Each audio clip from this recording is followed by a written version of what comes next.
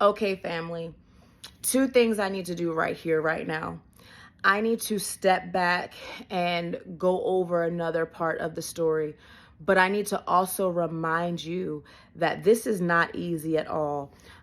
Sometimes when you are trying to help free people up, you are also freeing yourself.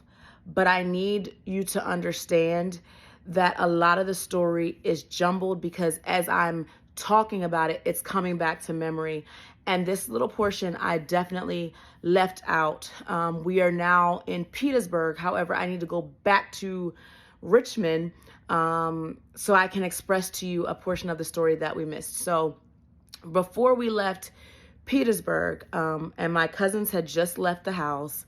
And I need to let you know, my husband's best friend, or someone that he calls brother, was living with us. And at this time, it's November. So we had just celebrated his birthday, which is the 17th. And we were coming into Thanksgiving. And so we were invited to go to my parents' house to celebrate the holiday because my cousins from South Carolina were coming up. My grandmother was coming up. Some cousins this was a big Thanksgiving that my mother had planned, and she had planned a bowling trip afterwards. I mean, it was a whole to-do holiday, right? So at this point, my husband wanted us to bring his sons to this trip. And here's the part that gets crazy. They have never met my parents at this point. They really barely had a relationship with him.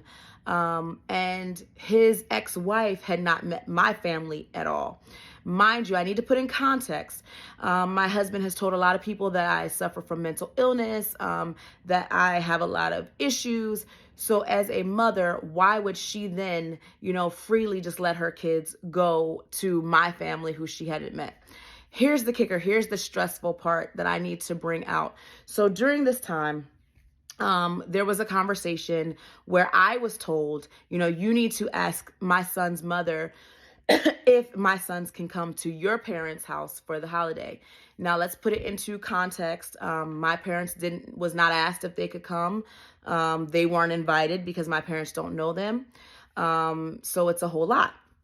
So as the obedient wife I was trying to be, I asked her. And she tells me off, rightfully so. I don't feel comfortable. I don't know your people. How do I know they're going to receive my kids? And you're taking them all the way to New Jersey from Virginia. We don't know if something, from what I told, you're crazy. So we don't know if something is going to go down. I can't get to my babies in 5 minutes like I can, if y'all are still in the city, all this stuff. Here's where it gets crazy. So now I'm starting to feel like my mind is being played with because I'm being told, well, you didn't stand up for me. You didn't stand up to her. You need to make sure that my boys are with me for the holiday. You need to do this. And so I had a mental breakdown. I remember throwing glass.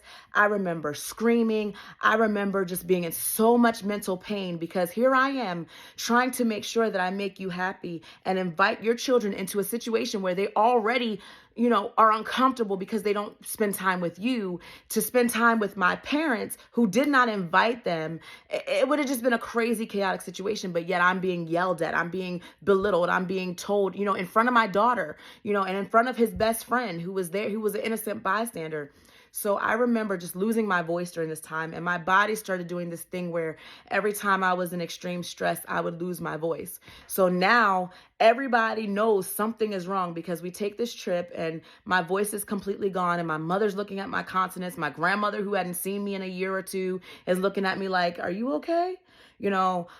So it was crazy. So during this time, I feel the pressure of my family trying to save me and the pressure of the arguments that we are having and my parents looking at me like, your little girl doesn't deserve this. You don't deserve this. So I ended up staying at my parents and sending him back to Virginia. Stay tuned because we're going to get into that a little bit deeper.